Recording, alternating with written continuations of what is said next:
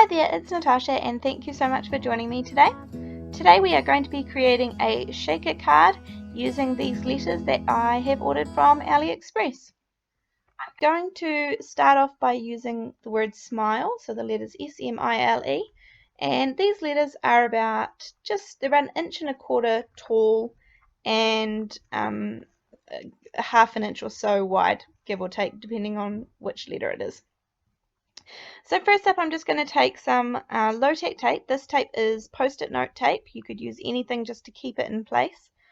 And I'm lining them up on my grid mat just so that I can get them straight, because I'm going to connect them all together using the tape and cut them all in one pass through my Cuttlebug machine. So just press the tape down really well, and then I'm going to put it on an A2 card front, a 4 1/4 by 5 1/2 card front, and I'm just using my T-ruler to line it up what I think is straight.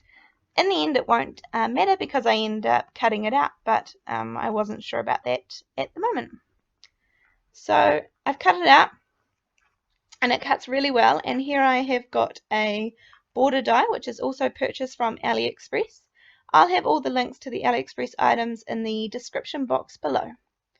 So now I have got my smile, and I don't need those inside letters because you never know when you will need them for another project.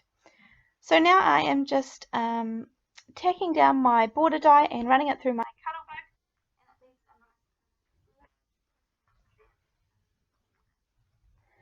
From here we're going to add some silver cardstock to the back of the smile words, the letters, and this cardstock is just some cheap and cheerful cardstock from a local $2 shop that we have here in New Zealand. So I've just cut a little piece that's big enough to cover up the whole back of the word, and then using this honeybee stamp set, I'm going to use the You Make Me. This is the Sentiment Builder stamp set, and it has all these little words that you can put together. So there's the you, and then the make, and then the me.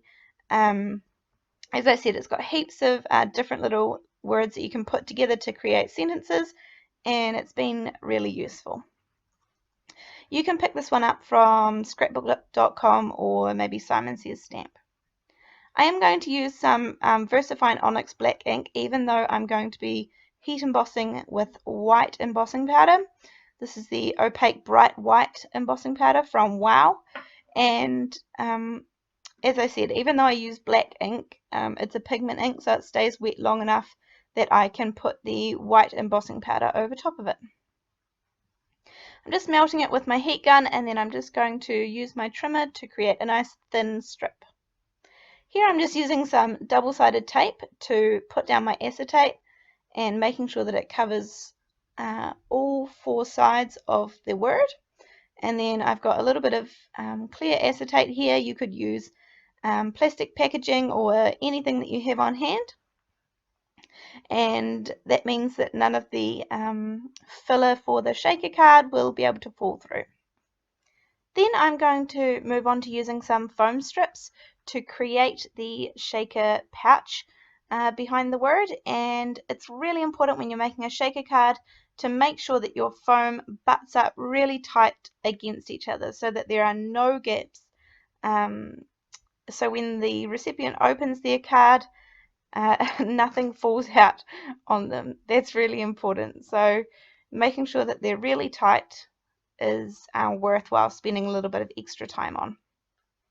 So you can see that I've got a nice easy shape here, and I didn't bother doing each individual letter, which I could have. Maybe I could have done them a different color or whatever, but just keeping it simple.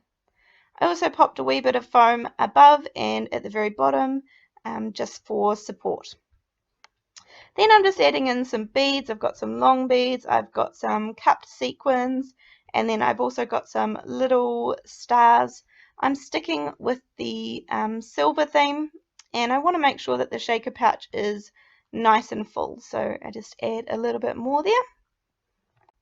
Once I've got the amount that I think I want in my little shaker card, I'm just going to take off all of the backing tape to the foam adhesive.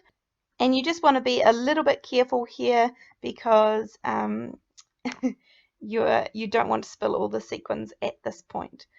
Then I'm going to add the little silver backing part onto the back of the shaker, and that's the shaker part done.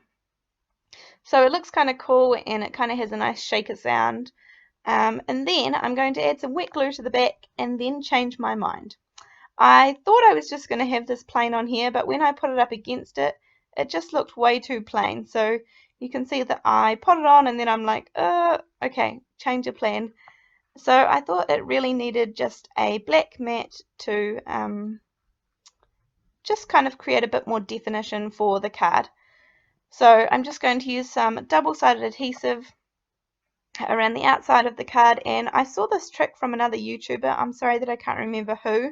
And you just kind of bend up a little bit of each of the adhesive. This is when you're using double-sided tape, and so that you can kind of get the placement right for your mat, and then turn it over, put it against your card, and then once you have the placement right, you can just kind of hold it in place and then pull out each of those strips. So it kind of leaves you a little handle for each of the strips to pull the backing paper off. And that way you can get it nice and lined up without putting it in the wrong place and getting stuck with it uneven. Okay, so now I'm going to add on my little shaker pouch onto the front, and as I said, that's got liquid glue behind it, and that is just the Ranger Multi-Medium in the matte finish. So now I'm just going to add on the little You Make Me. So I'm just trimming up the edges, and then instead of using a die here, I'm just going to put a little snip in the middle and then cut into from each side, and that creates a nice little banner. I'm also going to pop this up on just a little bit of foam tape, and then put it just above the smile. From here, I think I probably should have left the card, but I couldn't help myself, and I used some black Nuvo drops around and about the place. And then after the black Nuvo drops, I decided that it still looked a little bit plain. I perhaps wish I would have used the transparent one, the Morning Dew color. But anyway, so I got to this point and thought it looked a little plain. So I made the dots a little bit bigger and a little bit more bold. And then at this point, they have a little shadow on them, so it kind of looks like they're elongated, but they're not. So from here, I also go ahead and add some yellow drops, which does add kind of a nice little bit of color to it, but as I said, I wish I had probably stopped. But that's okay. You live and you learn. Here's where I'm going to add in the little bit of yellow. Anyhow, thank you so much for joining me today. I really appreciate all of your support and kind comments. I will see you again in the next video. Thanks. Bye.